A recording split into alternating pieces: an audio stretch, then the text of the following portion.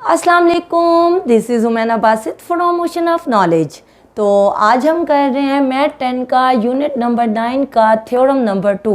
ये जो चैप्टर है इसका नाम है चॉर्ड्स ऑफ अ सर्कल और इस चैप्टर का हम थ्योरम 2 कर रहे हैं।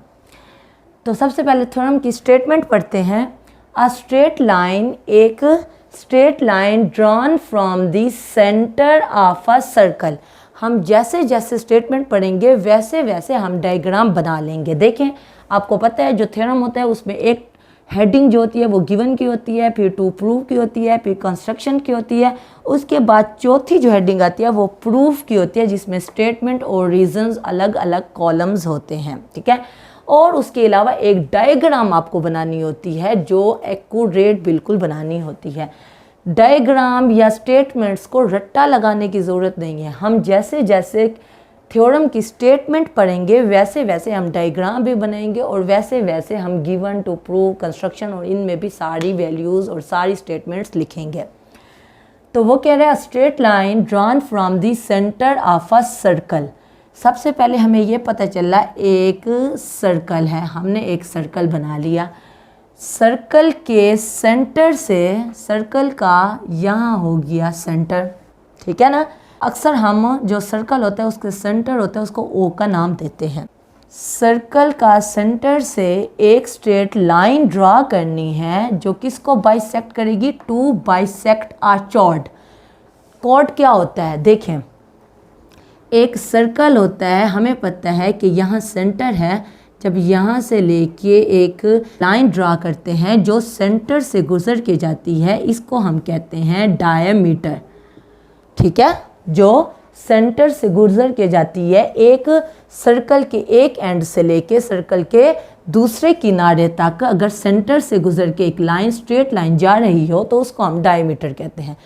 कॉर्ड क्या होता है, कॉर्ड एक ऐसी लाइन होती है जो सेंटर में से नहीं गुजर के जाती, क्योंकि देखें bisect a chord which is not a diameter, ये ब्रैकेट में लिखा हुआ है जो कि डायमीटर नहीं है। डायमीटर नहीं है तो क्या मतलब हुआ कि वो सेंटर में से गुजर के नहीं जाएगी। ठीक है ना, जब सेंटर से गुजरे वो डायमीटर होती है, अगर सेंटर से ना गुजरे एक पूरी स्ट्रेट लाइन हो, जैसे देखें ना ये भी एक स्ट्रेट लाइन है लेकिन सेंटर से गुजर के जा रही है तो डायमीटर है। अगर सेंटर से गुजर के ना जा रही हो, यहाँ हो, यहाँ हो या यहाँ हो, तो ये क्या होगी, ये कॉर्ड होगा। ठीक है, अब उसने कहा है कि वो बाइसेक्ट करती है, कौन बाइसेक्ट करती है, वो स्ट्रेट लाइन जो सर्कल के सेंटर से हमने ड्रॉन करनी है वो किसको बाइसेक्ट करती है, कॉर्ड को बाइसेक्ट करती है। फिर ब्रैकेट में लिखा हुआ है विच इज़ नॉट अ डायमीटर। तो यहाँ पे हम एक कॉर्ड को ड्रा कर लेते हैं। देखें, कॉर्ड को हमने ड्रा किया और इसको ए कह दिया और इसको बी कह दिया। एक हमने कॉर्ड बनाया जो सेंटर से गुजर के नहीं जा रहा था, विच इज़ नॉट अ डायमीटर। तो हमने यहाँ पे एक कॉर्ड बनाया और उसने कहा है कि एक स्ट्रेट लाइन जो कि सर्कल के सेंटर में से गुजर के आ रही है, जो सर्कल के सेंटर में से गुजर के आ रही है, हमने एक स्ट्रेट लाइन ड्रा करनी है। वो क्या करती है, वो बाइसेक्ट करती है, काटती है कॉर्ड को। तो इस स्ट्रेट लाइन ने जो कि सर्कल के सेंटर में से गुजर के आ रही है वो किसको बाइसेक्ट कर रही है, काट रही है, वो एक कॉर्ड को जो कि ए बी है उसको बाइसेक्ट कर रही है। ठीक है, देखें डायग्राम बनाना कितना ही आसान है। आप बस स्टेटमेंट पढ़ो और डायग्राम बना लो, रट्टा लगाने की बिल्कुल ज़रूरत नहीं है। अब यहाँ तक हमारी डायग्राम बन गई। उसके बाद जो है is perpendicular to the chord, हमने प्रूफ क्या करने हैं, हमने प्रूव करना है कि ये जो लाइन है ये परपेंडिकुलर है कॉर्ड पे, यानी कि ए बी पे। तो जब हमने एक लाइन ड्रा की जिसने A B chord A B को बाइसेक्ट किया, काटा, तो वो एक पॉइंट होगा ना, तो उस पॉइंट को हमने एम कह दिया। ठीक है, अब जो जो हम चीज़ करेंगे वही चीज़ हम लिखेंगे। गिवन में क्या होता है, जो चीज़ हमें गिवन होती है, हमें पता होती है, सबसे पहले हम गिवन में वो लिख लेते हैं। गिवन में हमें क्या पता चला है, गिवन में हमें एक ये बात पता चली है कि एक सर्कल है और सर्कल पे एक स्ट्रेट लाइन है और स्ट्रेट लाइन किसको कट कर रही है, एक कॉर्ड जो कि ए बी है उसको कट कर रही है, और कट किस पॉइंट पे कर रही है, एम पे। तो हम ये जो गिवन है जिससे हमने डायग्राम बनाई है, यही चीज़ हम गिवन में लिख लेते हैं। हम कहेंगे एम क्या है, कॉर्ड ए बी का मिड पॉइंट है। M is mid point of any chord A B. ये जो ए बी कॉर्ड है, एम जो है उसका मिड पॉइंट है। अब ये कॉर्ड किसका है, ये ऑफ अ सर्कल, ये एक सर्कल का कॉर्ड है। ये कॉर्ड एक सर्कल का है और कहाँ पे है, with centre at O, with, यही लिख लेती हूँ, with centre at O.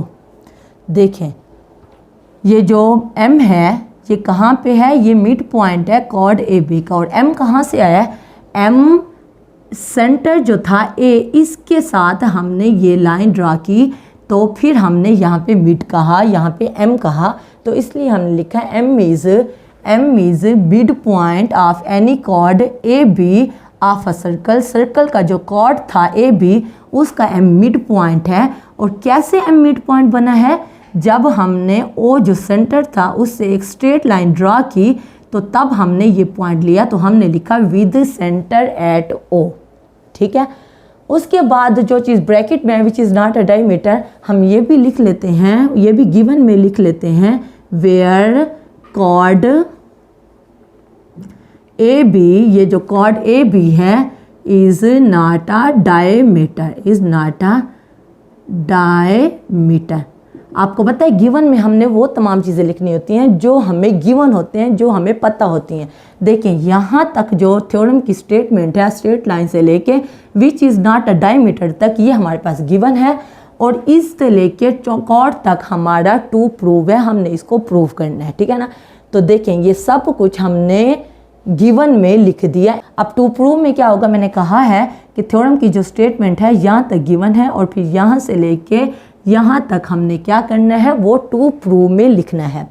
To prove क्या है, is perpendicular to the cord.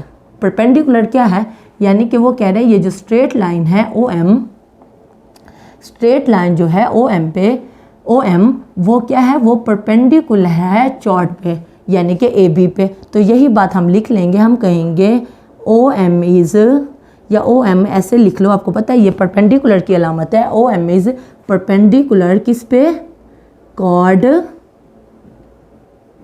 A B पे। ठीक है, बात समझ आ गई। और कंस्ट्रक्शन में हम वो लिखते हैं जो हम खुद से काम करते हैं। अब हम खुद से क्या काम करेंगे, हम खुद से ये काम करेंगे, ए से लेके ओ तक एक कंस्ट्रक्ट करेंगे और बी से ओ तक भी हम ज्वाइन कर लेंगे, और यही चीज़ हम कंस्ट्रक्शन में लिखेंगे। देखें ये काम हमने खुद किया है, इसको 1 एंगल का नाम दे दो और इसको 2 एंगल का नाम दे दो। तो इसको 1 कह दिया, इसको 2 कह दिया, और ये हमने कंस्ट्रक्ट किया है ए से लेके ओ तक और बी से लेके ओ तक। ये काम हमने खुद से किया है, तो यही चीज़ हम कंस्ट्रक्शन में लिखेंगे। हम लिखेंगे join A and B, A and B को किससे ज्वाइन किया है, विद सेंटर ओ। हमने ओ के साथ ज्वाइन कर लिया, और क्या काम किया, और हमने एंगल लिखे हैं, तो यही चीज़ हम लिख लेंगे, right angle 1 and angle 2 as shown in the figure, जैसे फिगर में शोन हो रहे हैं इन द फिगर। ठीक है, बात समझ आ गई। बहुत ही आसान काम है। गिवन में हम वो चीज़ लिखेंगे जो थ्योरम की स्टेटमेंट में यहाँ से लेके यहाँ तक लिखी हुई है। टू प्रूव में हमने थ्योरम की जो स्टेटमेंट है इससे लेके कॉर्ड तक हमने वो लिखा है, और कंस्ट्रक्शन में हमने खुद से जो काम करना होता है वो लिखना होता है। और खुद से हमने क्या काम किया है, ए और ओ को ज्वाइन किया है, बी को ओ के साथ ज्वाइन किया है, और एंगल 1 और 2 लिखे हैं, तो वही काम हमने कंस्ट्रक्शन में लिख लिए हैं।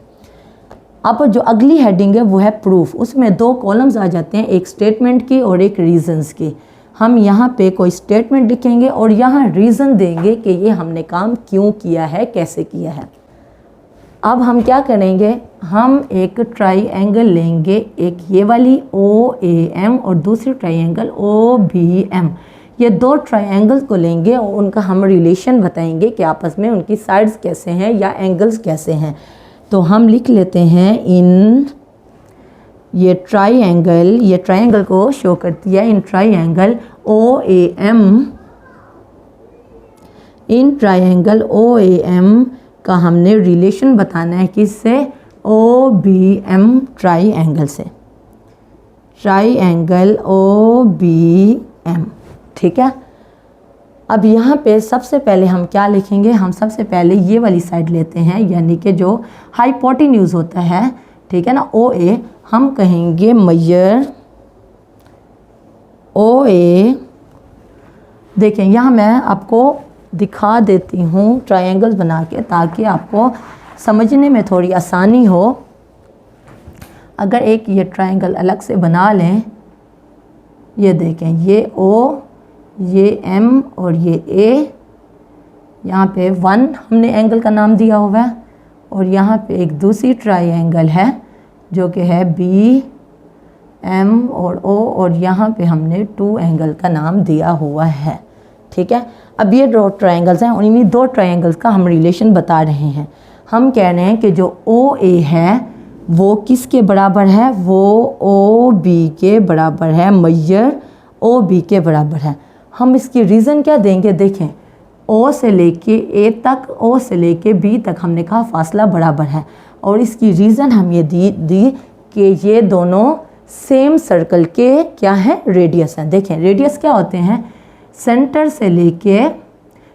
से लेके किसी सर्कल के किसी किनारे तक का फासला है। यानी कि ये देखें, मैं आपको बताती हूँ, ये एक सर्कल है, अगर यहाँ से लेके यहाँ तक का जो फासला होगा इसे डायमीटर कहते हैं। तो अगर एक साइड मिटा दें, यानी कि अगर यहाँ से लेके सेंटर से लेके किसी किनारे तक का फासला, तो वो रेडियस होता है। ऐसे ही यहाँ से लेके यहाँ तक फासला भी रेडियस है, यहाँ से लेके यहाँ तक का फासला भी रेडियस है। क्योंकि ये एक सर्कल होता है, गोल होता है, तो सेंटर से लेके किसी भी किनारे तक का फासला सेम होता है, रेडियस सेम ही होगा। जितना यहाँ से यहाँ तक का रेडियस होगा उतना ही यहाँ से यहाँ तक होगा। ये रेडियस बिल्कुल एक जैसा होगा क्योंकि सर्कल है, ठीक है ना। अब यहाँ से देखें, ये एक सर्कल है, सेंटर है O, तो O से लेके A तक का जो फासला है वही फासला O से लेके B तक होगा, क्योंकि कोई भी सेंटर से लेके कहीं तक भी आप फासला लो तो वो बराबर होता है, ठीक है। बात समझ आ गई। तो इसकी रीज़न हम ये देंगे, रेडियस ऑफ सेम सर्कल, क्योंकि सेम सर्कल है तो इसका रेडियस जो है O से लेके A तक वो बराबर होगा O से लेके B तक। जब OA बराबर है OB की, इसकी ने रीज़न ये दी कि सेम सर्कल का रेडियस बराबर है। ये जो रीज़न है इसकी है, ये थोड़ी ऊपर हो गई है। उसके बाद हमने देखा कि जो AM है, यानी कि AM ये भी बराबर है मेजर MB के, और यही चीज़ हम लिख लेंगे, मेजर AM जो है वो बराबर है मेजर MB के। और इसके हम रीज़न क्या देंगे, AM बराबर है MB के, ठीक है ना। तो इसकी रीज़न हम ये देंगे कि हमने खुद ही गिवन में कहा है कि M is mid point of any chord AB। जब M जो है वो मिड पॉइंट है कॉर्ड AB का, तो अगर बीच वाला पॉइंट है, ये हमने चीज़ गिवन में लिख ली है, तो इसका मतलब है A से लेके M तक का जो फासला है वही फासला M से लेके B तक होगा। क्यों? क्योंकि M is mid point of chord AB। तो हमने कहा AM और MB बराबर हैं, इनका डिस्टेंस, ये दोनों बराबर हैं। और इसकी रीज़न क्या देंगे, हम रीज़न देंगे गिवन, क्योंकि ये गिवन में हमने पुट कर चुके हैं, गिवन में बता चुके हैं कि M जो है वो मिड पॉइंट है कॉर्ड AB का, ठीक है। अब आपको पता है ट्रायंगल की 3 साइड्स होते हैं। सबसे पहले हमने कौन सी साइड ली, सबसे पहले हमने OA साइड ली, यानी कि हाइपोटेन्यूज लिया, तो वो बराबर किया, और उसकी रीज़न ये बताई कि सेम सर्कल का रेडियस एक जैसा होता है। फिर हमने बेस ले ली AM MB, और इसकी रीज़न ये बताई कि ये चीज़ गिवन में है कि M जो है वो मिड पॉइंट है।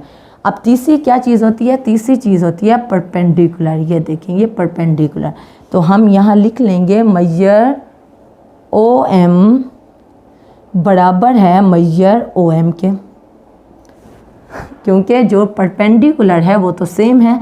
और इसकी रीज़न भी हम यही देंगे कॉमन, क्योंकि ये जो दो ट्रायंगल्स हैं इनका जो परपेंडिकुलर है वो कॉमन है, तो वो इसलिए बराबर है। ठीक है, अब देखें, एक ट्रायंगल में 3 साइड्स होती हैं, हाइपोटेन्यूज, परपेंडिकुलर और बेस। तो हमने तीनों का बता दिया कि तीनों साइड्स बराबर हैं।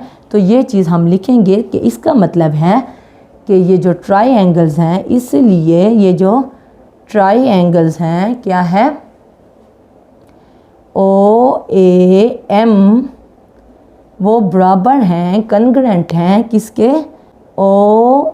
मैयर नहीं, ट्रायंगल OBM के। और इसके हम रीज़न क्या देंगे, इसकी रीज़न ये देंगे कि साइड यानी तीनों साइड्स, ये S का मतलब है ट्रायंगल की एक साइड, ट्रायंगल की दूसरी साइड, ट्रायंगल की तीसरी साइड, क्योंकि एक ट्रायंगल की 3 साइड्स होते हैं, परपेंडिकुलर, बेस और हाइपोटेन्यूज। परपेंडिकुलर, बेस और हाइपोटेन्यूज, ये तीनों साइड्स हमने बता दी हैं इसमें और इसमें कि ये बराबर हैं। तो हम यही कहेंगे S बराबर है S side of a triangle. फिर आगे हम लिखते हैं, इसलिए एंगल 1 जो है वो बराबर है एंगल 2 के। और इसकी हम रीज़न ये देंगे कि कोरस्पॉन्डिंग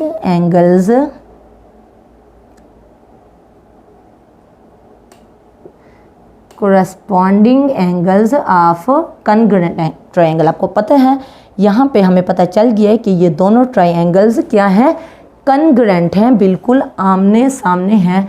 तो यही चीज़ हमने लिख दी कि जब कन्ग्रेंट ट्रायंगल होते हैं तो कन्ग्रेंट ट्रायंगल्स,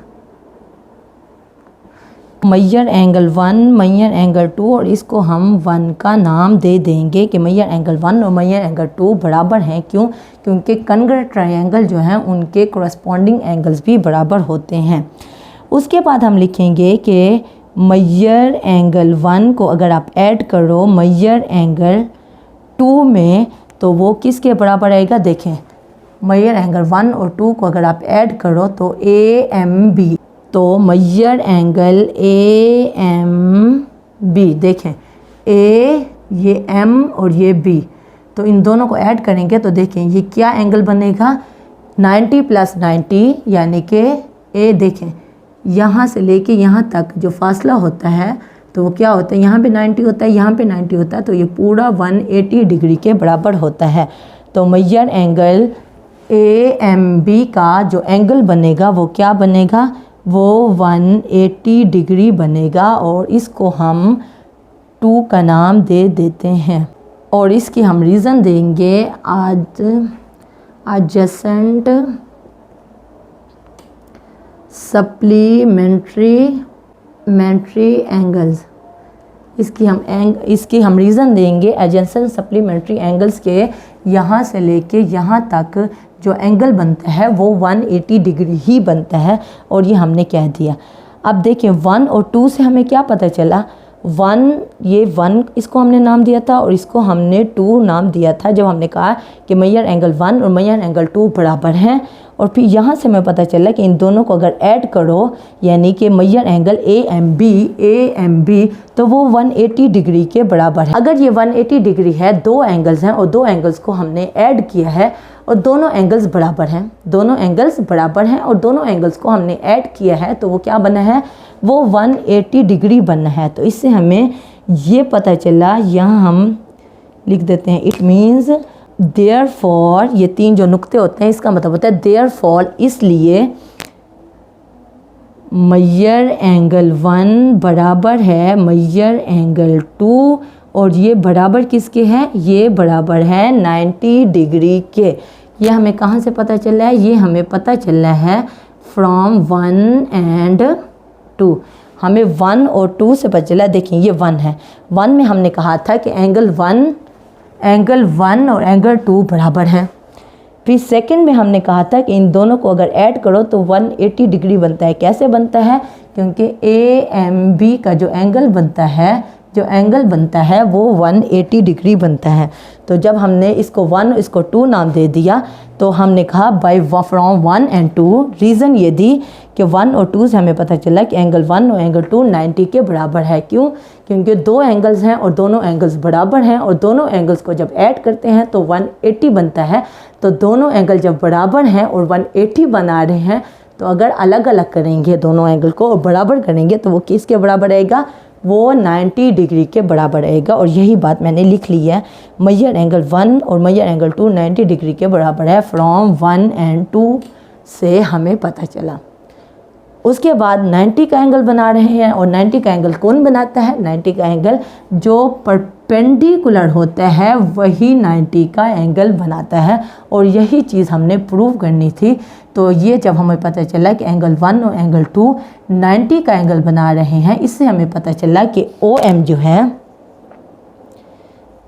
जो है वो परपेंडिकुलर है किसके? कॉर्ड AB के। और यही चीज़ हमने प्रूव करनी थी। तो बहुत ही आसान थ्योरम था। उसके बावजूद मैंने आपको एक एक पॉइंट क्लियर करने की कोशिश की है। उम्मीद है आज का लेक्चर आपको पसंद आया होगा। उसके बावजूद कोई कन्फ्यूजन हो, कोई मसला हो, कोई बात समझ ना आई हो तो आप नीचे कमेंट में पूछना। मैं इंशाल्लाह नेक्स्ट क्लास में या कमेंट बॉक्स में उसका डेफिनेटली जवाब दे दूँगी। तो अगर आप मेरे चैनल पे नए हैं तो प्लीज़ मेरे चैनल को ज़रूर सब्सक्राइब करें। और अगर आपको मेरी वीडियो थोड़ी सी भी इंफॉर्मेटिव लगी है तो मेरी वीडियो को ज़रूर लाइक करें। तो फिर मिलेंगे नए लेक्चर के साथ। अल्लाह हाफिज़।